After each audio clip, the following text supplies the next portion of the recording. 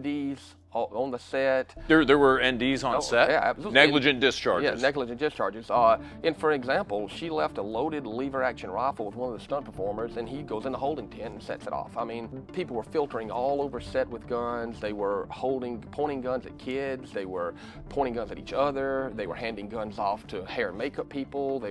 It was just, the list goes on and on and on and on and on. And there were negligent discharge that occurs. The prop master had a negligent discharge. Is this your opinion, or were people... No, this is fact. At any given time, she should have stepped in and said, we need to stop this right now. Either I'm woefully unequipped for doing this, or the production is not allowing me to do my job properly. Anyway, it was her responsibility at that point, as an armorer from her side, to do her part. Do you believe Alec Baldwin was negligent in this case? Absolutely.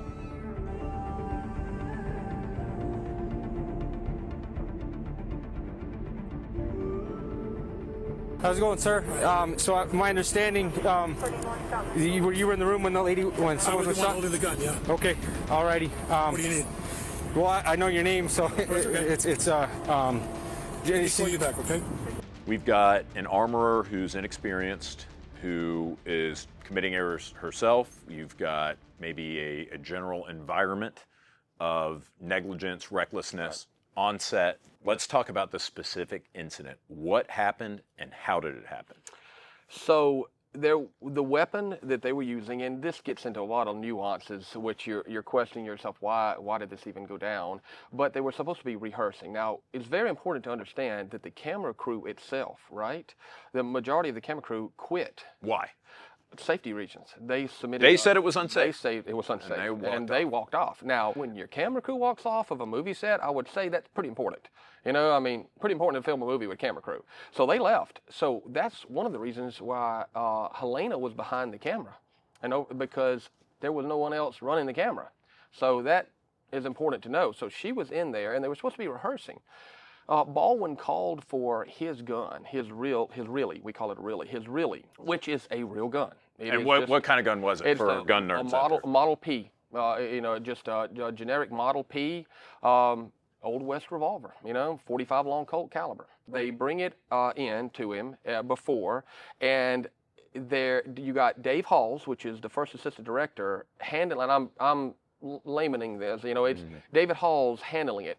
Your first assistant director is not supposed to handle a weapon. That's just a no-no. That's why you have an armorer. And there's a reason why there's a chain of custody around that. You don't have it. I mean, I've had first ADs get lambasted on the radio to rush, things on set. And I remember one movie it was a Marine Corps movie, and we were out on the range doing the Marine Corps thing, and they were like, help the armorer pick up the gun. And the first AD got on there and said, I will not be touching a weapon. That is not my job, and I don't have the qualifications to do it. That's what it should be. That's how it should be done. In this particular case, Dave Halls was handling the weapon. They're rehearsing with a really. It's unnecessary to rehearse with a really. I mean, you get into a lot of different, why did they ask for it? And then it's actors may have, have a particular reason. You don't want to get into speculation there, but a lot of times it's unnecessary, let me put it that way. And a good armorer will say, there's no sense in having a real gun in there. It's just use, your finger pew-pew gun. You can use that. I mean, Nerf guns, props use Nerf guns all the time, and little plastic water pistols, because all you're needing is to frame it up. You just need to frame the action. But for whatever reason, they had the real gun in there, right? Break for lunch, come back in, and when they come back in, the weapon is brought in, right, and left inside of the church room. It's the inside of a church. Now, the armorer leaves. Now, there was all sorts of BS put out there that there was no room in there for COVID, even though there was tons of people in that room, and they had to kick the armorer out because of COVID regulations. But you got hair and makeup and every other person in the world in that room except for the safety person. Come on. Fact of the matter is, the armorer left the room. There was nobody in there. They had the actors, and you had Dave Halls in there, and then the gun got handed to Alec Baldwin. Now, before that happens, you're supposed to do multiple safety checks. And it doesn't mean spin the cylinder and look in it, because that was the next thing that they said. They're like, oh, well, we looked in there but couldn't tell. Tell me this. If I loaded up a cylinder here and said, take a look at that, James, and I spun it around, tell me which one's blank and which one's live from the back. Could you do it? Sure. Probably not. Yeah. I mean, even someone that's skilled at looking at it can't, because a real good dummy round A really good one that ISS would make looks like a real bullet, and it's there for a reason. It's made to look like it for real. They press the primers out after they make them safe. They do all of these things to make them look real because they're close-up shots. You're not going to tell the difference. That's why you don't load it like that, and that's why you take them out and you check everything. You manually, visually and physically, you shake that bullet. You hear the BBs inside of it. There's a way that you check, and you look at it, and you look at the, all of these things, right, that a professional armor would do. None of that was done. Handed the gun to Alec Baldwin. They're filming the scene. Alec Baldwin draws the weapon, cocks the weapon, points it, and discharges it. And it was a live round in it. Mm-hmm. And the live round struck Halyna. It went in laterally as she was bent over, perforated her chest, exited her back. Lethal wound. I mean, if you had a paramedic right there on set, couldn't have done anything. 45 long Colt, 255 grain lead round. I mean, it was terrible. Went through her lungs, went out her back, and then struck Joel Souza in the upper shoulder around the clavicle area, and then went lodged in his back and under skin. Sure. So it was tragically horrible. Yeah. I like the way you answered that question, Bryan, because that's how I would want you to answer it in court. In other words, you said, I'm not going to speculate, and you talked about the facts, and you talked about not necessarily what happened, you talked about what didn't happen. And we can establish liability through saying these actions or omissions didn't meet this certain standard of conduct. You're saying that everything that happened on set was far below the standard of conduct for an armorer. That is correct. Grossly negligent. That is correct. My job, I felt, and what I was there to do was to see if this rises to the level and exceeds just strictly accident or, even civil negligence and rises to criminal negligence. Right. Like I have intentionally done these things and put these people and allowed this situation to occur. And you think it rose to criminal negligence? It met and exceeded on multiple levels. Beyond that. Yes, right. Correct. And again, that's the courtroom answer that I like. And you said you weren't going to speculate, but now I'm going to ask you to speculate. And I want everyone to know that this is, Bryan, just based on your opinion of probability of what you've seen, based on your experience. I want you to speculate, and I want you to tell me what you think really happened and why. I think that they didn't want to shut the production down because it cost money. I mean, we always say time is money, but in film, time is specifically related to money. You add another day, depending on your production, low production like this, $100,000 extra a day, big production, several million, They didn't want to stop the production. They knew these safety issues were going on, but they didn't want to put any time into finding the right people, paying the right people, or shutting the production out and saying, let's tap the brakes here and find out why all of this is occurring and correct this problem. None of that occurred. They were pushing through to try to get their day, make their shots, and finish this movie. And save money. That's what the primary cause of it. Sure, and I understand that. We've established that, but I want you to follow, just like we're watching a movie, you and I together. We've got the camera on the gun that caused the incident. Walk me through, frame by frame, what happened. How did it get loaded? Who loaded it? I can go past speculation. I mean, I feel very confident in saying that what happened was Hannah had her rounds, her dummy rounds, her blank rounds, and never should have been live rounds, but in this case were live rounds. They were just intermingled together. It was nothing, they should have been segregated. In general, dummy rounds cause me great concern, and I pay very close attention to them. I keep them separate from everything else because they look so real. And in a rush, anything can happen. We all know the human brain's capable of, making mistakes, and that's the way it's created to keep us from glitching during the day. So I take that science and put it into form and say that I'm going to make sure that I triple, quadruple check. I mean, I go through probably some OCD level stuff, right? But I would rather do that than not. Case in point. So none of the rounds were kept in their proper place. So, and we can get to this later, but live rounds made it to a movie set. Never should be in the atmosphere of a movie set, but they were there, okay? Rushing around, Hannah loads this weapon for Baldwin, and in it, she's throwing dummy rounds, live rounds in it. There were no blanks supposed to be shot. Blanks, in an ironic twist, are easier to, obviously identify because they've got a special crimp at the end of it, and not even a crimp that you see on normal military blanks. It's a movie thing. Only one or two people, and Joe Swanson being the one that we're talking about here, actually loads for everybody. I mean, he loads for everyone. It would have been easier to even see that. Since the scene did not call for a blank to be fired, it was just the gun to be drawn and pointed, right? Then the dummy rounds were in there, and she loaded a live round. She then takes this in there in a rush, hands it off to Dave Halls. Also, shouldn't have done that. No one conducted a safety check properly. No one took these rounds out and shook them and looked at them and paid attention to them. Also, his bandolier on his shoulder holster, I identified that had a live round in it. Which we just through photo analysis and looking at it, we're like, wow, you know. They didn't know it at the time, obviously. And you're talking about Alec I'm Baldwin. talking about Alec Baldwin. I mean, we'll get to something that's going to really make you cringe in just a second. Hands the gun off to Alec Baldwin. Alec Baldwin holster it. Alec Baldwin sitting head down for the scene, and he grabs the gun and he points it. That's what he was supposed to do. Just grab the gun and pointed it, you know? Now, regardless of how many times he said, I did not pull the trigger or cock the hammer, we're well past that. Bullshit? Bullshit. I mean, the camera was cocked, the trigger was pulled. I spoke with, worked with the FBI. Their team analyzed the gun extensively. Independent people analyzed the gun. We have video. We just come and ad nauseum to look at that. So we'll just move past that and not even entertain that. The gun was cocked. The trigger was pulled. Okay. Mm-hmm. He pulled the gun. He cocked it, and he pulled the trigger. You've got an armorer who, in your opinion, loaded live rounds. She had intermingled live rounds with dummy rounds and handed that to Alec Baldwin. Alec Baldwin cocks the hammer, pulls the trigger, fires. Points it in an unsafe direction, too. Right.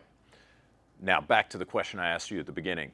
How was Alec Baldwin negligent? Okay. When you're listed as the so a call sheet, you're familiar with what a call sheet is, right?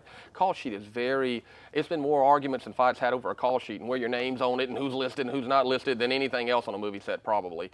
But the back is the crew, the front is who's going to be on camera, what they're going to do, and then there's a distinct line there, and then above it is what we call above the line. It's called above the line, and that's the decision makers. The decision makers get put up in the left-hand corner of the call sheet, and even they're listed in a hierarchy of importance and decision making.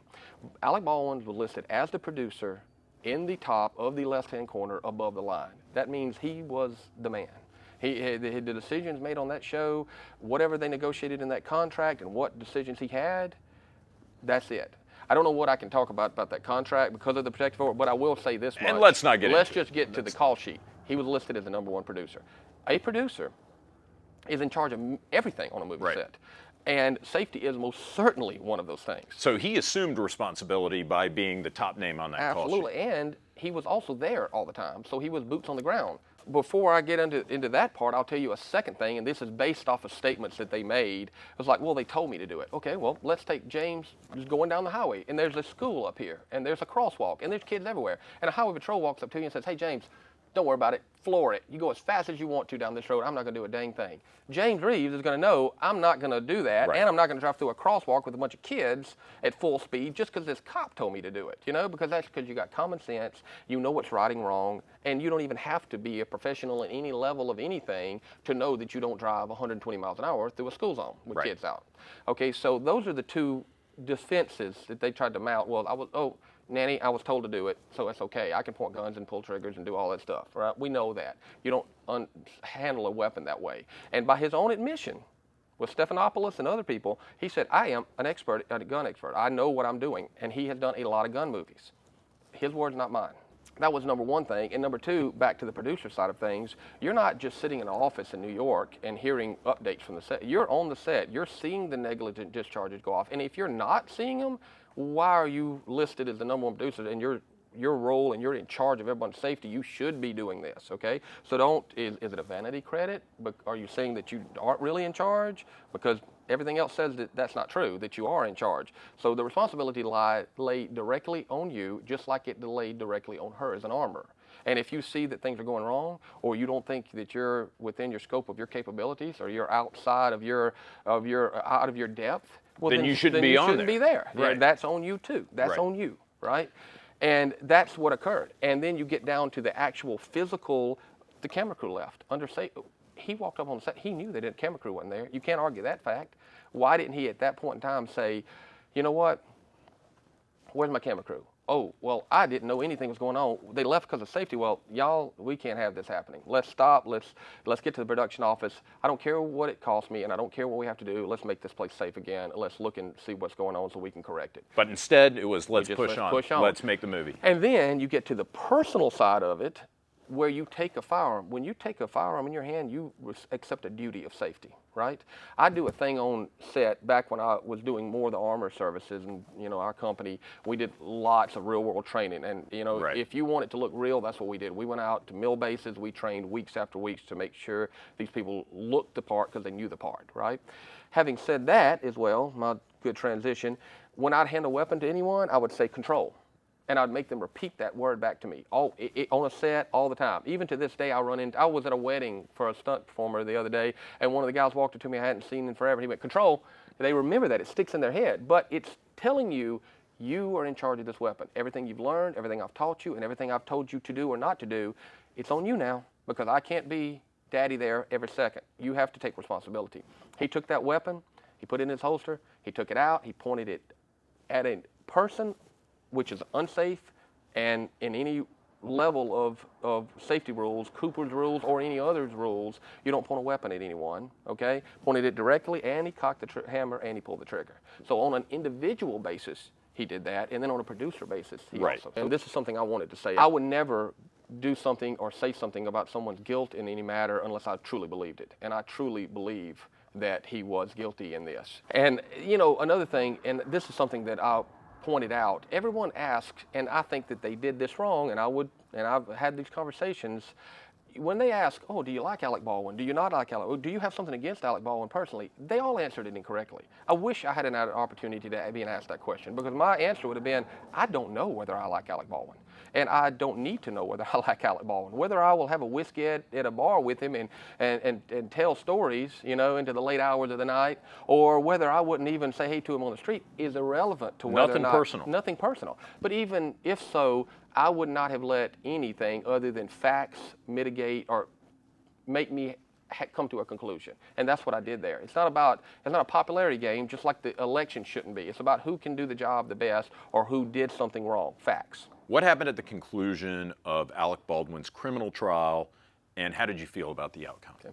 The prosecution did a phenomenal job prepping the case. Evidence that the court and the jury I would have loved for them to have seen that never even made it to trial, obviously. Couldn't have been done any better as far as my part and the investigation part and the prosecution and Kerry setting the stage, making this happen. We get into courtroom, or they get in the courtroom a couple of days into the trial. I'm out waiting, I'm actually going on the stand the next day. And all of a sudden I get a call and it's like, case is over. I was like, what is going on here? And apparently this person from another state had a box of ammo. Now I know as an attorney, you're gonna say, what? Had a box of ammo that he said was from Thale Reed. Now Thale is the armorer's father, and Seth Keeney was the guy at PDQ Props, which is where a lot of the equipment came from the show. So you got Seth and Hannah, which are the ones working the show with the guns and the stuff. That's who they got it from, PDQ Props. That circuit of people that we were talking about earlier. And then Thale is a professional armorer, and that's Hannah's dad. Everybody knows that part. Well, this box of shells apparently was from the same group of shells that Hannah got from Thale prior to doing this show that also came through somehow Seth and PDQ Props. And this guy drives to New Mexico, drives to Santa Fe, goes to the office, the attorney's offices and the sheriff's office, and says, hey, I got a box of shells here. This was some of the shells that were from this whole event. I think I got them from Thale. Now, you're probably thinking exactly what I'm thinking right now. What does that matter? What does that matter? For some reason, the defense knew about this and says, we never were told about this box of shells. No one ever let us know. And we needed it to be able to mount a proper defense. The prosecution knew about it too, but they were like, this is irrelevant. This has nothing to do with this case. It has no measure on it whatsoever. We're not worried about this. And then the judge took this evidence that was brought into court and took it under advisement, went back and brought back a decision into the courtroom and literally dismissed a murder trial over this. Right. Done. With prejudice. Right. And so that meant they couldn't bring it again. That's it. For the audience out there, the prosecution they have an obligation to provide the defense with all potentially exculpatory evidence, even if it's not asked for. And the judge says, prosecution, you knew about this, you had an obligation to provide this to the defense, so I'm dismissing this case based on this, basically a quasi-procedural error, more or less. Exactly, and that's what's so confusing. A lot of people ask me about it. It's like, how did that happen? You know, it's like, that's a good question, because you know, it would be one thing if it was some low-level crime or something like that. You know, you did something that took away this woman's life and her future and her children's future of having a mother. I mean, this is really bad things, you know, and it's the family, her mother and father, everybody didn't get to see justice had here or any answer or conclusion. It was just like, nope, we're going to throw it out. And yes, you're exactly right. I understand the procedural side of things, but yeah, again, you went through all of these things up to this very high profile case, and that didn't get brought up. And right. You didn't say anything about it till 2 days into the trial? You were disappointed. I was disappointed, not because I'm like, oh, I got to get Alec Baldwin. That had nothing to do with it. Again, You genuinely believe that Alec Baldwin, he was criminally negligent. He was responsible for ending someone's life. I do. Him, and others, which the other already stood her trial and was found guilty. Yeah, let's talk about that. Mm-hmm. So back to the armorer, Ms. Hannah Gutierrez-Reed. That's right. What ended up happening with her criminal trial? She was found guilty and sentenced. The judge sentenced her to the maximum time allowed for the crime. She's in prison. Right. She's been in there for a while. Did you testify in that trial? Mm-hmm. Of course, you feel just as strongly about her culpability as you do about Mr. Baldwin. I do. I mean, she was directly, well, he was directly as well. I mean, he had, that's what I keep, you know, I want to make sure that I always remember that parallel. He directly, physically did something, but he also had all of these responsibilities as a producer. So there was a parallel there. She directly, as an armorer and handling the weapons and the safety and all the things that she did wrong, had direct result in it. So the two of them set this stage and allowed these things to happen that took a life of someone else. Is this going to change the way that guns are handled on set for the rest of time in terms of cinema? And you know what? Yes. At the time, I had a lot of people, I did interviews, you know, around, and people asked the question, and they were like, what about VFX? Listen, if VFX can make it look right, by all means. I mean, it's easier, and now for me as a producer, that's way easier than having the risk and the this and the that, even though the risk is low. That's why, you know, Dwayne Johnson got out and he's like, we're going to get rid of guns off the set, just knee-jerk reaction to it. And my response back to that was, well, you're going to get rid of stunts too? Because stunts kill more people annually than guns have killed people on a movie set in the last 30 years. And there are good people in Hollywood, and I try to, you know, isolate those people and work with them and do our thing, and it works for me, and I don't have to compromise. And that's what I like about it. But yes, it will, and has. It's hurt the business. It's hurt the business. And, you know, the film companies, like I say, they'll talk about, you know, they want safety, but at the end of the day, they want money. And they don't want to put themselves in a position where they're spending more money to get the same outcome. So if it makes it a little bit less realistic or not so good, or they can throw in some virtual stuff here and there, they're going to do it. And the next shoe to drop on that part of the world is the fact that now, I thought it was 6-7 years away. Oh, we're almost here now with the way that these Unreal Engines and all the stuff that they can put in here, it looks so realistic. Mm-hmm. I bet you some shows that I could tell you about recently that my trained eye has watched the movie, and I've been like, wow, that's VFX, that's you know, not a real muzzle flash, that's an airsoft gun. But I promise you, I could have brought even some gun buddies of mine in there, and 8 out of 10 probably wouldn't have noticed it. Well, let's end this interview on a good note, and I want to ask you this, Bryan, in your personal expert opinion, 3 best gun movies of all time. Oh man, you weren't prepared for that. No, but that's a really good question. Of course, and everybody says this, and it was just the way it was shot and the way it was done. Heat is obviously number one. I mean, it's visceral. You know, got the echo, and that's what you get when you shoot with a real blank. You get that echo off everything. You get the blast. You get the reaction from the actors. It just looks and feels really, really good. Can't fake it, even though there's no projectile coming out. No, that's exactly right. Yeah. The second one is Oblivion with Tom Cruise. No shit. I love Oblivion because I love movie. the tech in that and the tech from the guns. And I got to look at that. Those ISS was sitting in their vault. I was like, I want to see, why hasn't anyone put LEDs inside the rail system and shielded it so that you can have that without any external don't think it's hitting. Why haven't they done that, James? You get into these, I always really like the movie The Objective. That is an excellent SF movie for the guys because it was real deal guys doing that, and also they intermingled the guns in there in a really good way without too much action with them, just enough, and it was very raw. So I like those: The Objective, Oblivion, and Heat. But I really appreciate it. James, And honestly, I'm appreciate you. honored that you're actually here and you're actually answering these questions. These are things that you and I had only kind of discussed briefly. This is really our first in-depth right. conversation together about this. So I appreciate it. I know the audience out there appreciates it. Guys, we appreciate you for watching. Take care.